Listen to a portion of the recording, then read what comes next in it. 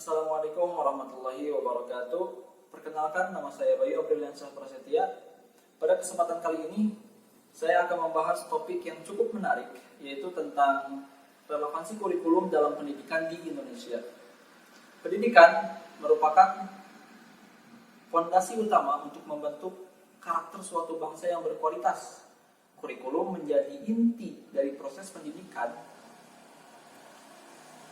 yang harus dirancang agar sesuai dengan kebutuhan dan tantangan pada zaman saat itu.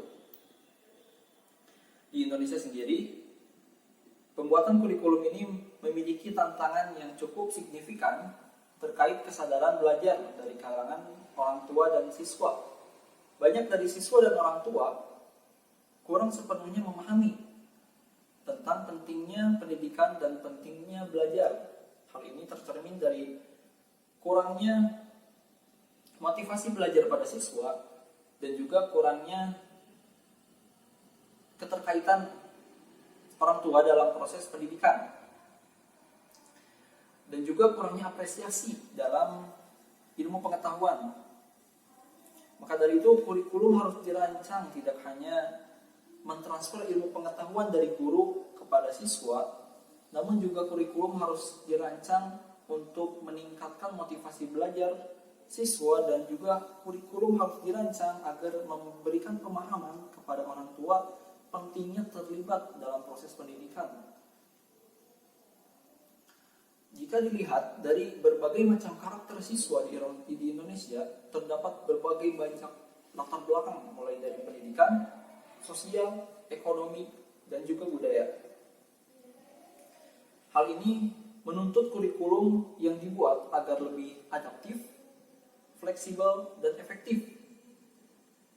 Ini menjadi tantangan sendiri bagi kurikulum karena jika kita melihat beberapa kurikulum yang sudah dibuat di Indonesia dan sudah diterapkan juga, justru kadang-kadang menimbulkan dilema.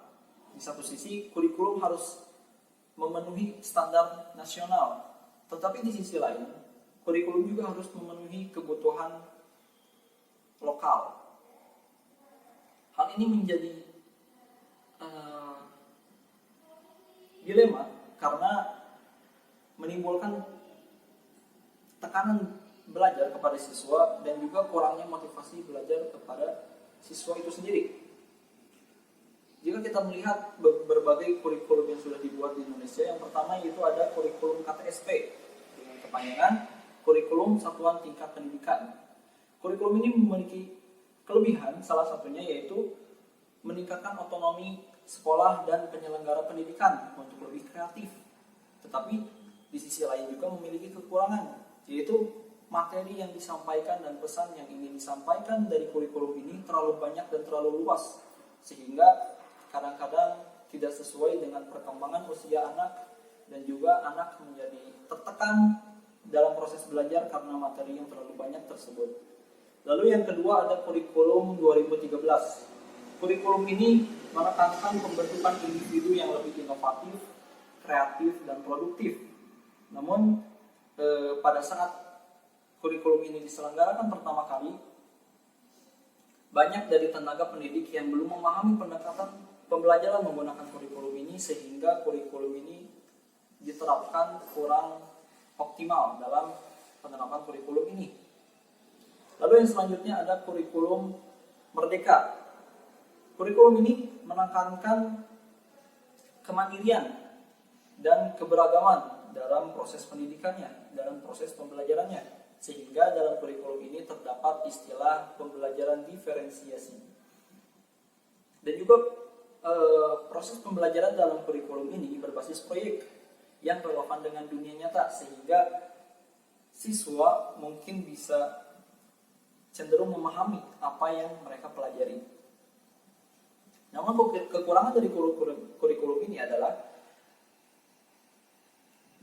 karena kurikulum ini menekankan kemandirian dalam proses belajar siswa, justru ini menimbulkan kurangnya motivasi pembelajaran dalam siswa karena tidak ada tekanan dari guru, dan juga orang tua cenderung tidak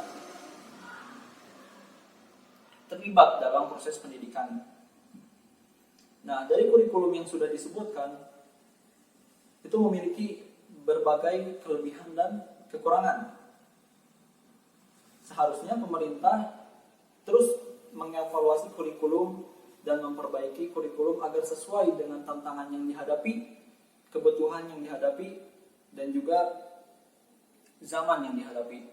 Namun di Indonesia sendiri, alih-alih kita mengevaluasi kurikulum yang sudah ada, kita malah mengganti kurikulum yang sudah ada dengan kurikulum yang sudah baru.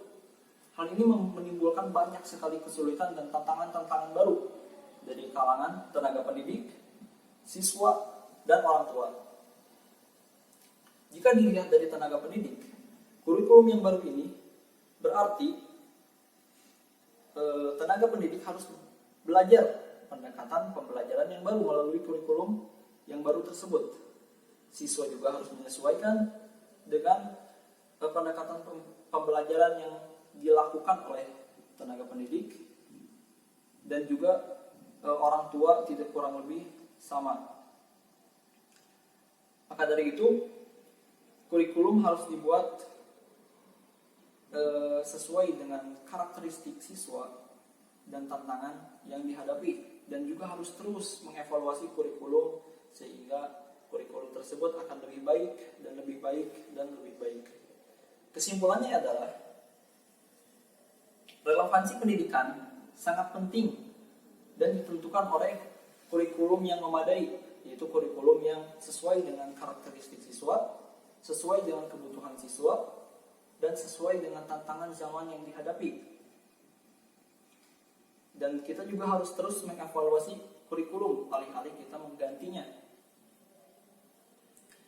agar dapat menciptakan suatu kurikulum yang tidak hanya informatif tetapi juga inspiratif, dan juga kurikulum harus dapat membangkitkan semangat belajar pada siswa dan menimbulkan kesadaran kepada orang tua terkait pentingnya terlibat kepada proses pendidikan, sehingga dengan ini dapat menciptakan generasi yang tidak hanya bagus pada zaman ini, tetapi juga generasi tersebut harus bisa menghadapi tantangan di masa depan. Sekian dari saya. Assalamualaikum warahmatullahi wabarakatuh.